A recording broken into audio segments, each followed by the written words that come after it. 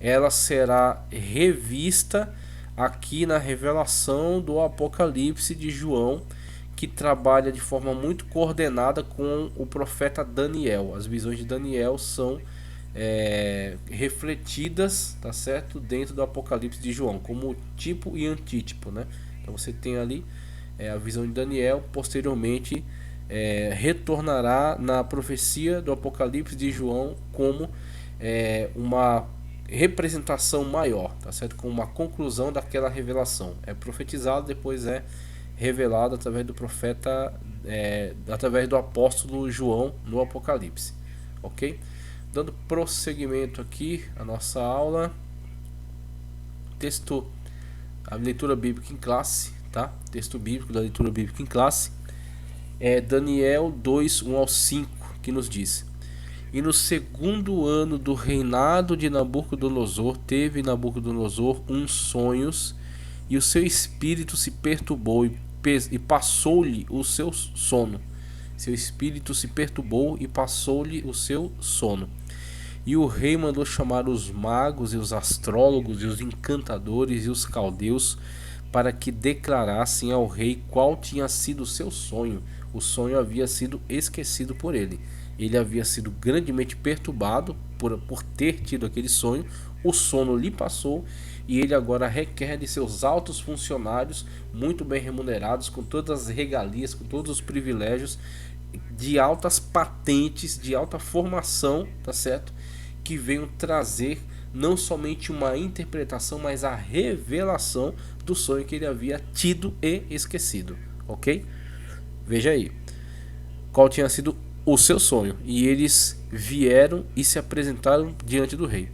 E o rei lhes disse: tive um sonho, e para saber o sonho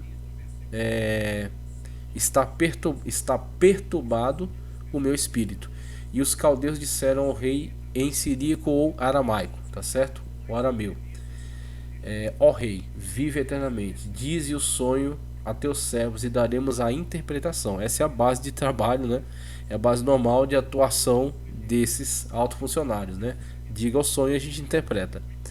Respondeu o rei e disse aos caldeus: o que foi me tem escapado? O que foi me tem escapado? Se não fizerdes saber o sonho e a sua interpretação, sereis despedaçados, e as vossas casas serão feitas em monturo. E aí a grande confrontação do rei em relação aos seus funcionários e o desafio diante do qual eles estavam, e se viram vencidos diante dessa situação, diante desse desafio. E terrivelmente ainda pode-se entender que, juntamente com a condenação destes, também arrastaria Daniel. Daniel também estava enquadrado no meio desses altos funcionários que foram muito bem preparados para estar onde estavam, e uma vez que aqueles não dessem interpretação, não desse primeiro a revelação para depois a interpretação, Daniel seria condenado junto com eles. Até que a notícia chega a Daniel, Daniel pede prazo, é dado, e ele ora, busca a Deus, e o Senhor traz a revelação. Não sei se você já percebeu, mas isso é uma estratégia de Deus. Deus criou um problema para que, por meio do seu servo, apresentasse a solução. Porque se o sonho tivesse sido lembrado por Nabucodonosor, eles dariam a interpretação com todo aquele rigor técnico, aquele parafraseado, aquela conversa, tá certo, eloquente, e assim o rei se veria conquistado por aquela interpretação, se veria, né, totalmente envolvido naquela linha de raciocínio que eles transmitiriam ao rei. A questão não é essa. A questão é que Deus deu o sonho perturbou o rei e Deus fez ele esquecer. Pronto, quando Deus fez ele esquecer o sonho, Deus trouxe o nível de combate, o nível de desafio para um patamar não alcançado por estes sábios, não alcançado por esses místicos, ok? Por mais que eles fossem muito habilidosos no seu discurso, na sua fala, nas possibilidades de interpretação que apresentariam, eles não tinham acesso a esse âmbito mental, intelectual, espiritual, ok? Eles não tinham acesso a isso, e Deus trouxe para este âmbito, fez o rei saber que havia sido atormentado, a sensação estava nele de ter sido atormentado por aquele sonho impactante, mas o próprio sonho em si ele não se recordava. Daniel vai para a oração e na oração Deus revela. Deus ocultou isso dentro daquela situação para premiar o seu servo diante daquele desafio, ok? É interessante porque são os meios utilizados por Deus para fazer sobressair aquele que é fiel ao seu santo, ao seu maravilhoso nome.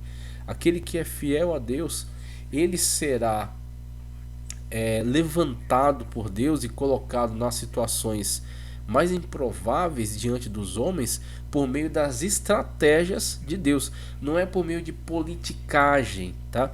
Não é por meio de bajulação, porque você está bajulando tal pessoa, porque você é amigo de fulano, de ciclano, de beltrano, porque você tem tal formação, tal título. Não que isso não seja importante estudar e galgar altas posições acadêmicas, mas muitas das vezes elas não serão suficientes, tá certo? E muitas das vezes nem o network será suficiente. Você ser amigo de fulano, beltrano, ciclano, muitas das vezes isso não colocará você em determinadas posições que só Deus poderá fazer com que você ocupe diante, tá certo, de toda a disputa que há de pessoas que são até mais qualificadas, ok?